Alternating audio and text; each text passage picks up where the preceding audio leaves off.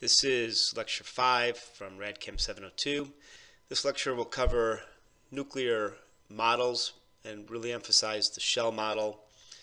The main aspect of this lecture is to be able to use the shell model to determine the spin and parity, and then we'll move over to Nilsson diagrams to describe what happens if the expected spin and parity based on the shell model is not what's actually observed.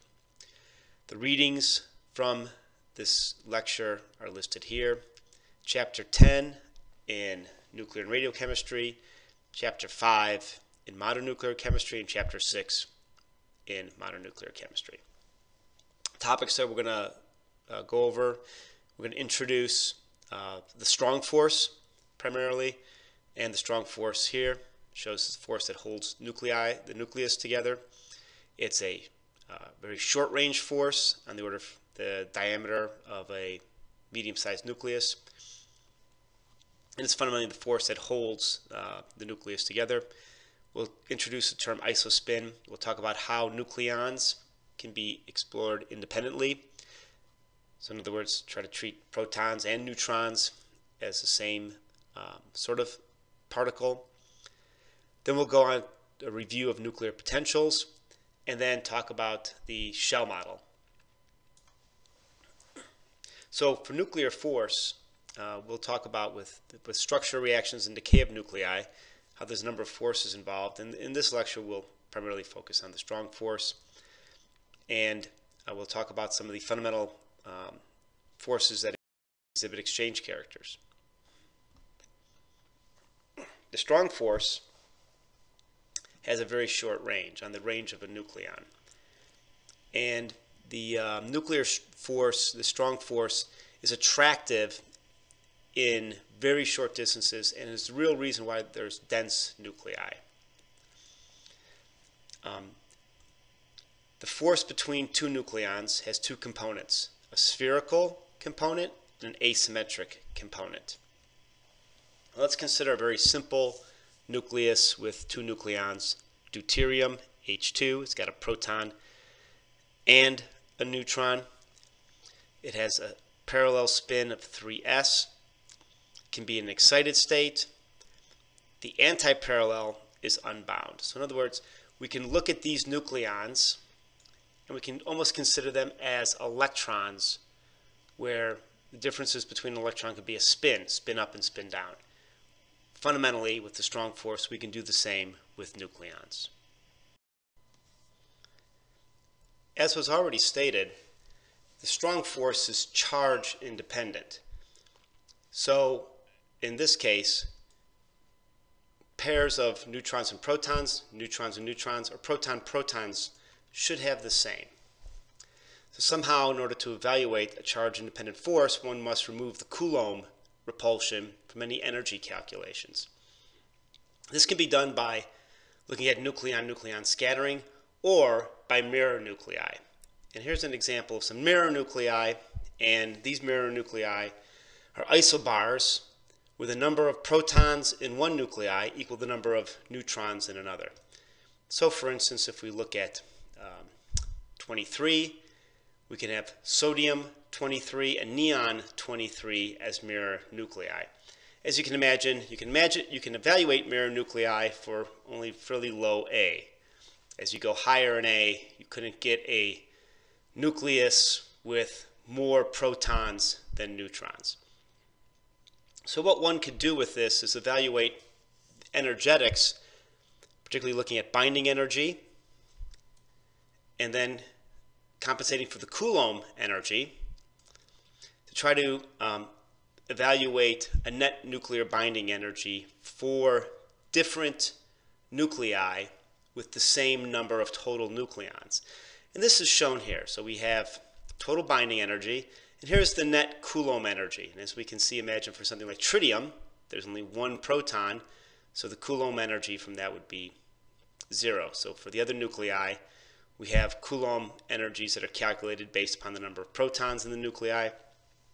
And what this shows, if we take the total binding energy and compare it with the Coulomb energy, we see that the net nuclear binding energy is very similar based upon the total number of nucleons in a given nucleus.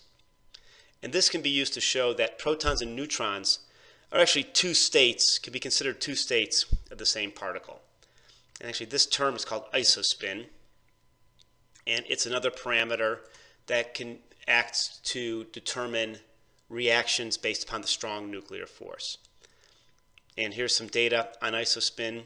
It's a property of a nucleon where the proton can have a spin of 1/2 and the nucleon and the neutron a spin of -1/2.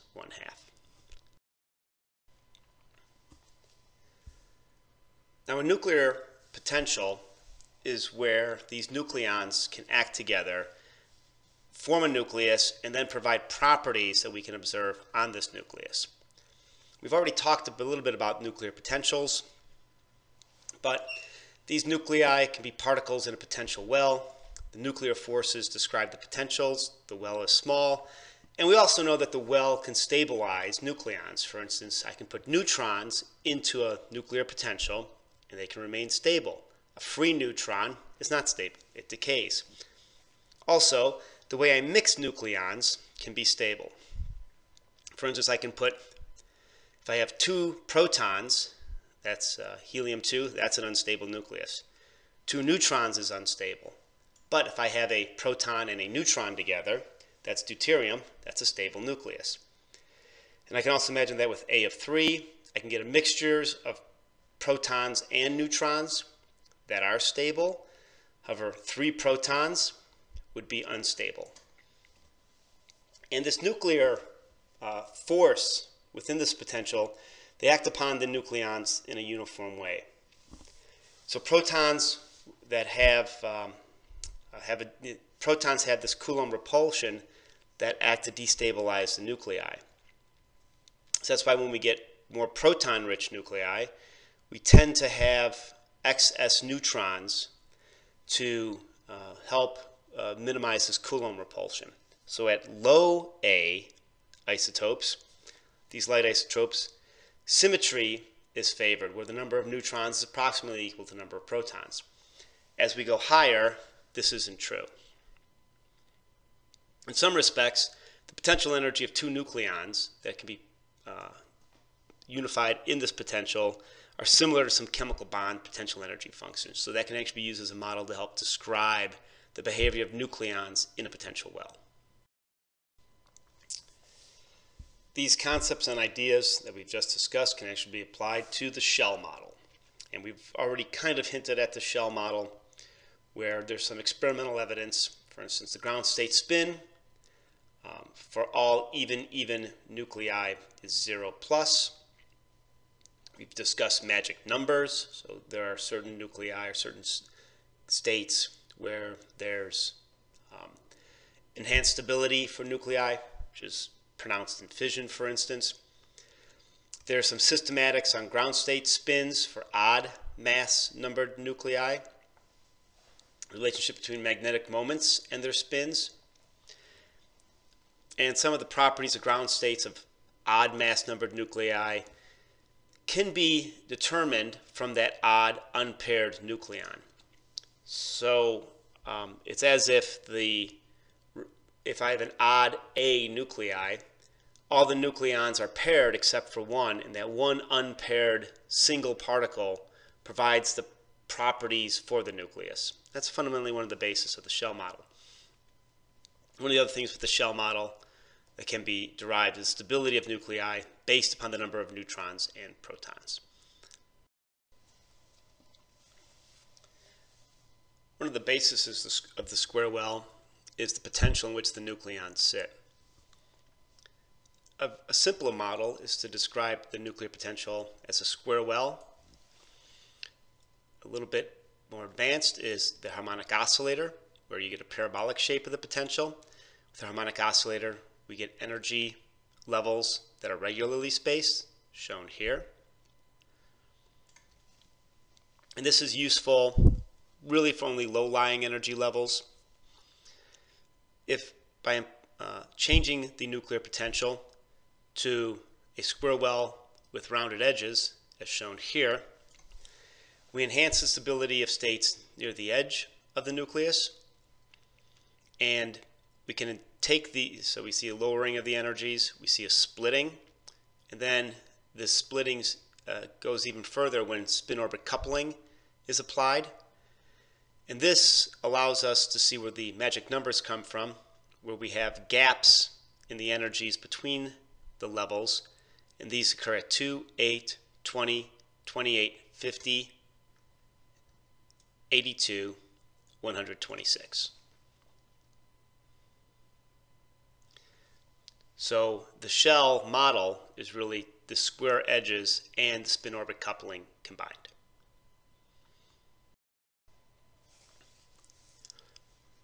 The shell levels are filled based upon their relative energies, and we can define the states by two quantum numbers, n and L, n being a principal quantum number, L being angular momentum. And unlike electrons, nuclear states can have a 1p, a 1d, a 1f, a 1g. So there's a variation in behavior of the shell model with the electron model. What we can do, when we look at these states, we know that there are some states which are degenerate. So we can group some energy levels together. Degenerate states, if I take 2 times n plus L, those with the same numbers, so n and L, so 1s, the n would be 1, the L would be 0. Those states with the same 2n plus L are going to be degenerate, and they'll be grouped together. As an example, if we look at this state here, which is composed of the 2s and 1d state, 2s, 2 times 2 plus 0 is equal to 4, right? Because the n number is 2, the L number is 0 from s. Where d, a 1d state, the n is 1, the L is 2, where s, p, d, right? So 0, 1, 2, the d is 2. So that's 2 times 1 plus 2 is equal to 4. Those two states are degenerate. We can see the same thing shown here, where we have the 1g, 2d, 3s, where all these equal to 6, and those levels become degenerate. And then when we have spin-orbit coupling interactions, where we can split the angular momentum, where J equals L plus S. As an example for this, we could take the P states, where P is equal to 1. S can either be, the spin is either plus 1/2 or minus 1/2. So the splitting of the P states will either be a 3/2 or a 1/2 state. And this is split into a fourfold degenerate, for instance, in this case, a 1p 3/2, which is shown here, or a twofold degenerate 1p 1/2. And when we say a fourfold degenerate p 3/2, it means I can put 4 nucleons into that state. When I say a twofold degenerate 1/2, it means I can put 2 nucleons into that state. The other thing that we see is the gaps appear at the 1n quantum number. So see a 1s, a 1p, 1d, the gaps are here. 1f, the gap is here. 1g, the gap is between the two 1g orbitals that are formed. Same thing with the 1s, excuse me, the 1h. Even the 1i is at the lower, is at the gap that defines the shell, that defines magic numbers. And we see the 1j here defines the magic number of 184. So from these trends, from the quantum mechanics of the shells, we get a lot of properties that come out with the related to the shell model, particularly the magic numbers and how many nucleons can go into the different orbitals.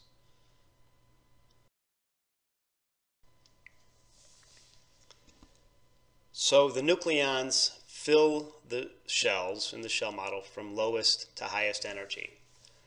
And as we already discussed, an odd A nucleus with one unpaired nucleon will provide the property of the nucleus. It'll basically have some sort of even core with one unpaired nucleon.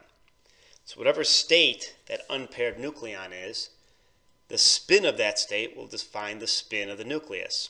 The parity will be based upon the orbital angular momentum. So S's, D's, G's, I's have even parity. P's, F's, H's have odd parities.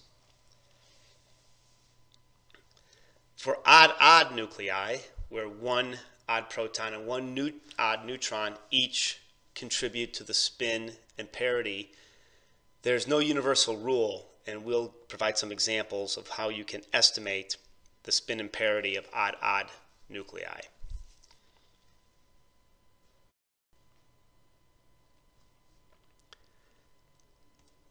Here's our shell model, and here's some of the properties that come out from the shell model. The lowest level is obviously this 1s. It's a s1 half, since L is 0. J is only equal to the L plus the S, so 0 plus 1 half. It only has the one value. It's shown here, and it contains two nucleons. So I can put two nucleons into the shell. For the proton side, I can put two protons. For the neutron side, I put two neutrons. These are the total number, and that's a magic number. So for the shell model, there's a component that is for the neutrons and a component that's for the protons. The next level, we get to the 1p orbital, which splits into the 3 halves and the 1 half. And that's shown here. And we see that for the lower lying 3 half state, we can put 4 nucleons in. The total amount of nucleons will be 6. So this will be either the 6 protons or 6 neutrons completely filling this shell. The P1 half, I can put 2 nucleons, total number of 8, and this is a gap where 8 winds up being a magic number. So something where I have 8 protons and 8 neutrons, which would describe oxygen 16, should be especially stable, from the nuclear component. We see the other shell closures at 20, 28, 50, 82, 126, and then 184. These enhanced abilities from the magic numbers correlate with these gaps in the shells. A few stable nuclei have both closed neutron and proton shells. They're very strongly bound relative to their neighbors. We can also call these doubly magic nuclei, and some examples are listed here. Helium 4, oxygen 16, calcium 40 and 48, lead 208. We can also find doubly closed, doubly magic nuclei that are unstable. Examples are given here, and particularly tin 132 being one of the driving force in the asymmetric fission distribution. So the other aspect of the shell model is here where we can see the number of nucleons, either neutrons or protons, that can fill a given shell, the total amount of nucleons at that given point that fill the shell, and then finally the magic numbers. So as an example, if I have a nucleus with 21 protons and an even number of, say, 20 neutrons, the 21st proton is unpaired. So that'll be, I can put 20 here. The 21st will go into this 1f 7/2 level. So the property of the nucleus will be dictated by that unpaired nucleon in this level. We'll go over some examples. Let's consider lithium-7. 3 protons, 4 neutrons. The proton number is odd, so the odd proton is going to define the behavior of the nucleus.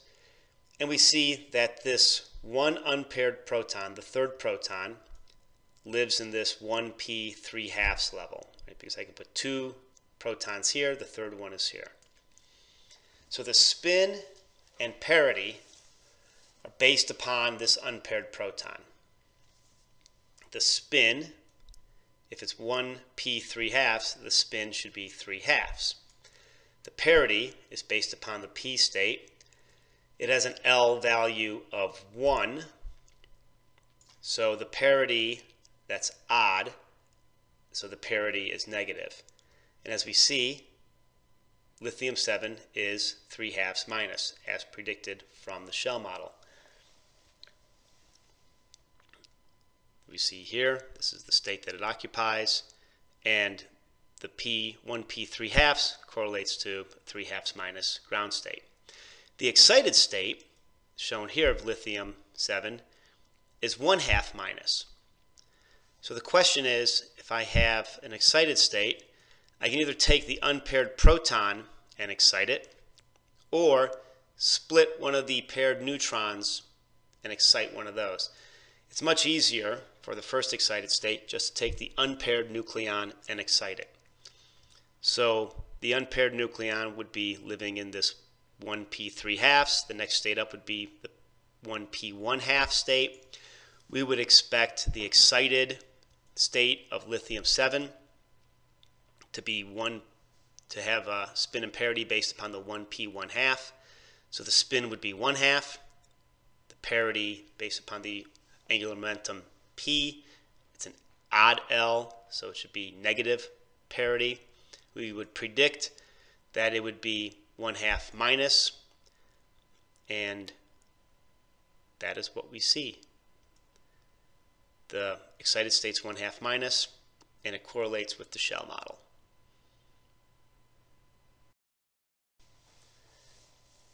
We can now consider an example that's a little bit more complex than lithium-7. Let's consider nickel-57, which has 28 protons, 29 neutrons, so that odd 29th neutron, that's going to define the behavior of the nucleus.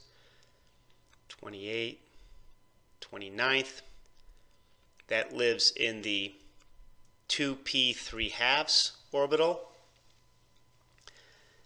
p 3/2, p has an angular momentum of 1, so negative parity 3/2. We would expect the spin and parity of nickel-57 to be 3/2 minus, and sure enough, the ground state is. So let's consider the excited state. The excited state is 7/2 minus, and if we look here, the 29th neutron is here. If we excite that, we go to a 1f 5/2 level, which is what we see here. So F being negative, 5/2 state. So this also seems to correlate with nickel-57, 28 protons, by the way, magic number. So the nickel-57 is fundamentally one off from being a double magic nucleus.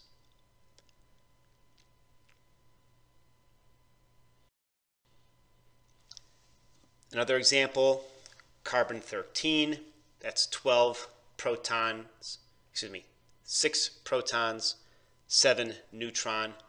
The 7th neutron is unpaired.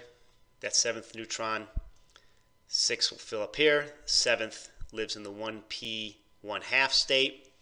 P, as we've already seen in the examples, is negative parity, 1/2. We would expect the spin and parity of carbon-13 to be 1/2 minus, and it's true.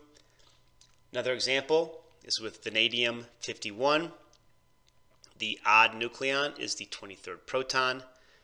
20 protons fit into this 1d 3/2, so I can put 3 into the 1f 7/2. 1 is unpaired.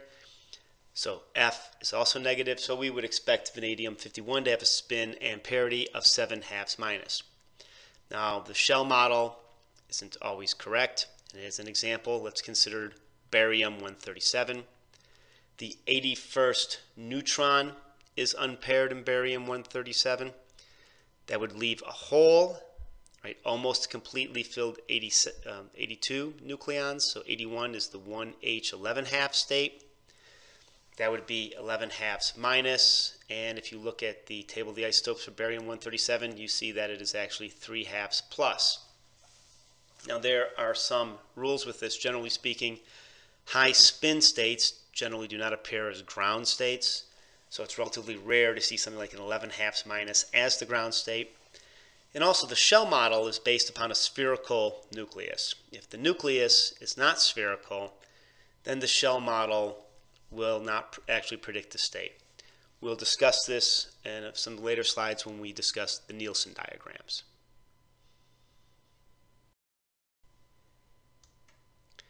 We've shown examples of determining the spin and parity for nuclei with one unpaired nucleon.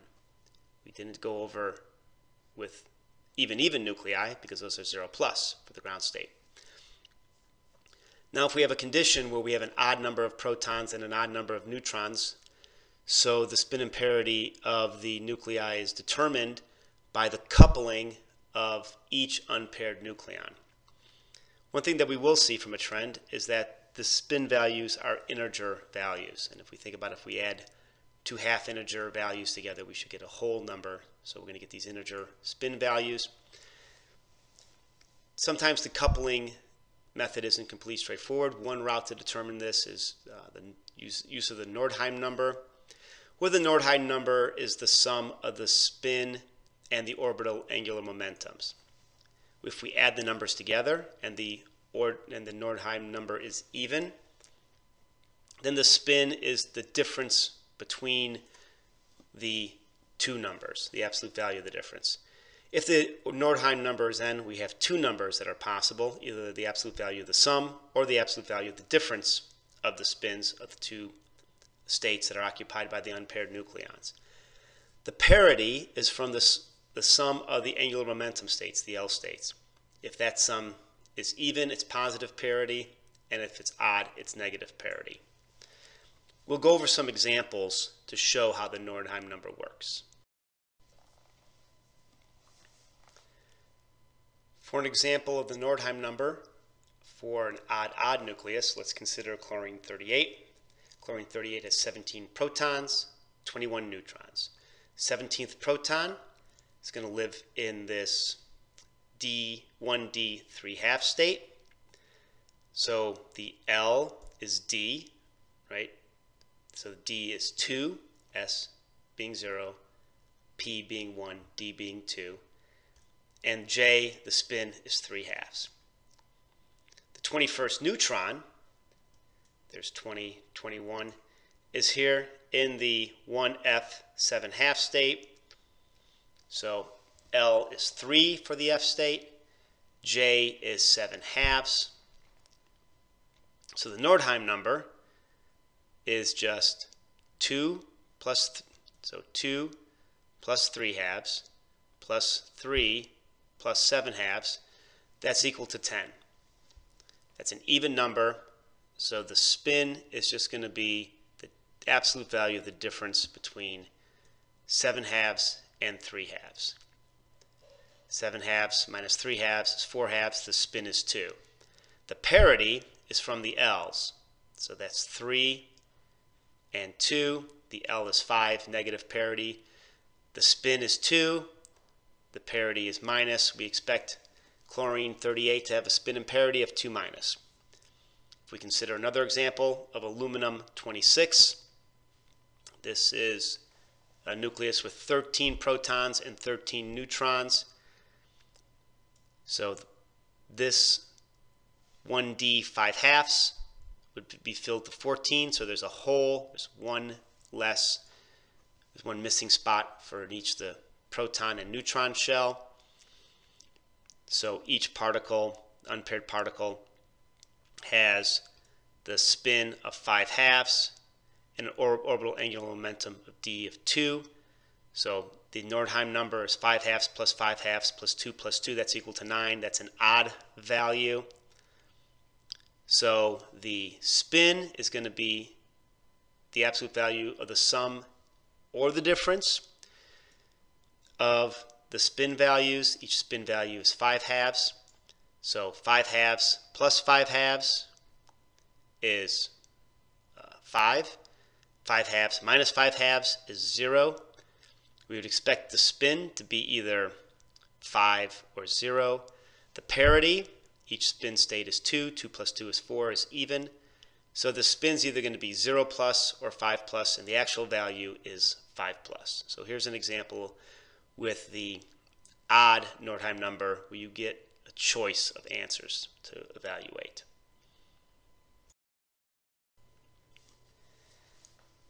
The main assumption of the shell model is that nuclei are spherical. If one applies a particle model and discusses nuclei as particles in collective motion, one can come up with shapes that are non-spherical. Nuclei can have shapes such as prolate, shown here, or oblate. The prolate, the polar axis is greater than the equatorial diameter, and the oblate is opposite. Evaluation of these axes, so the axes that are defined here, shown here, the prolate nucleus, or the similar ones in the oblate. So the oblate, this x would be larger than the z, whereas it's opposite for the prolate. We can use that to define the deformation parameter. There's a term shown here, an expansion of this delta term. And the delta term is just nothing more than the difference between the axes divided by the root mean square of the axes. So there's a way of evaluating the deformation parameter in terms of the nuclear shapes. This changes the shell model to something that's shown here. This is called a Nilsson diagram. It's an expansion. You can think of it as an expansion of the shell model, where at 0 deformation, at that point, we have what we see in the shell model. If we start to go oblate, we get splitting occurring, so the levels change. We can basically now only put 2 nucleons into each of these levels. Or if we go prolate, as shown here, the splitting goes in the opposite direction.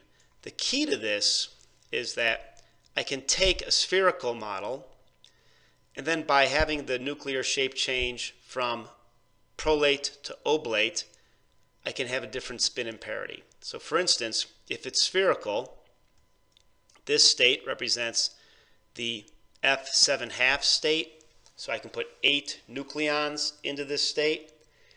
In a spherical state, as I'm filling up, all the odd nucleons, all the unpaired nucleons, would have the spin of 7/2, and the parity SPDF, so it would be 7/2 minus. However, if we measure a state that is not 7/2 minus, you can get an idea, you can provide an idea of the deformation of the nucleus.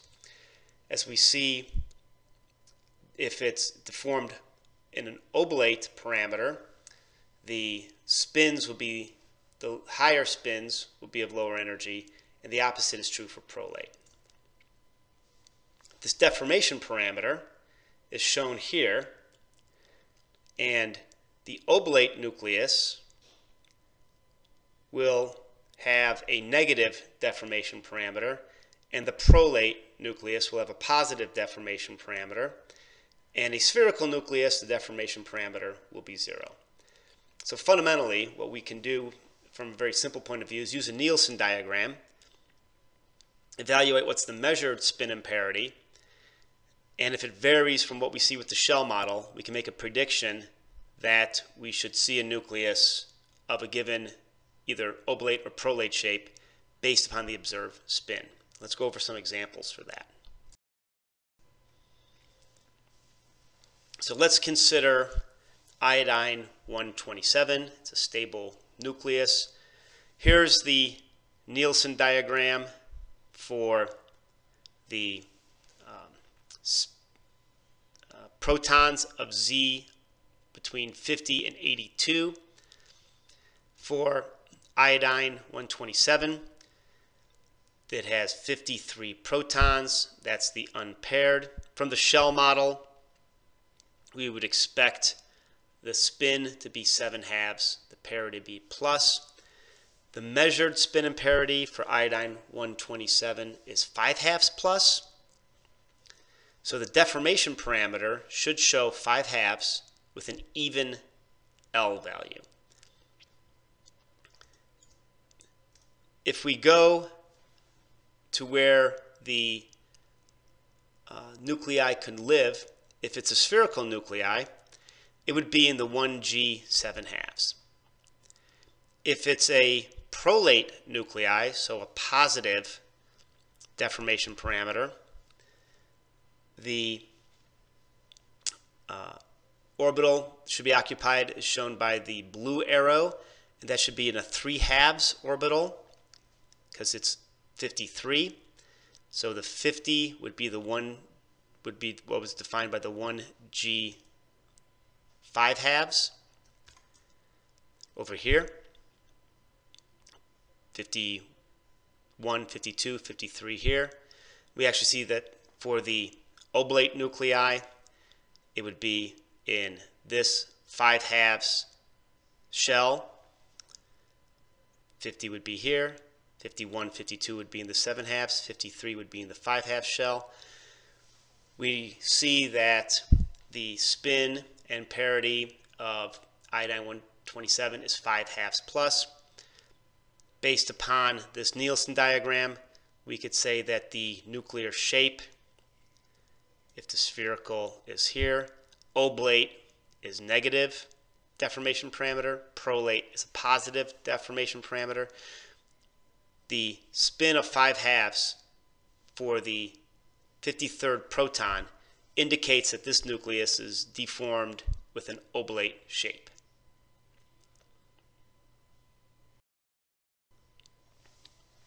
We can do another example for potassium isotopes. Let's consider odd A potassium isotopes. So the unpaired nucleon is from the proton. Potassium has 19 protons. From the shell model, the 19th proton is living in this 1D 3/2 state. So we would expect a spherical potassium isotope to have a spin of 3/2 and a positive parity. If we look at potassium 47, it has a spin of 1/2, positive parity. So we would see that the 19th nucleon could be unpaired in this orbital or in this orbital. If it's 1/2, we know it's in this orbital. Here's the spin of 1/2. This 2, 0, 0, the 2 indicates that it's in the D state, so it's a positive parity. This shows that potassium 47 is an oblate nuclei because it has a negative deformation parameter. Right, those examples for the Nilsson diagrams, they can get very complex. However, from the very fundamental aspect, you should be able to understand if you see a variation between the shell model and what's measured, that it's a deformed nuclei. And for simple cases, you should be able to answer whether or not a nuclear shape is oblate or prolate. You should be able to talk about some of the concepts behind the shell model and infer from deviations in spin and parity based upon the shell model some information about the nucleus. The pop quiz, which is due on the 14th of October, you can send this via email or bring it to class on that date, is to provide the spin and parity of the following nuclei: carbon-13, technetium-99, uranium isotope of 238, niobium-96, and americium-242. Compare your results with actual data, so you can look up the spin and parity in the table of the isotopes or the chart of the nuclides. And based upon your observations, make an estimate which nuclei are non-spherical. You don't have to say if they're oblate or prolate, but you can just determine which are non-spherical. And please provide comments to this lecture on the blog.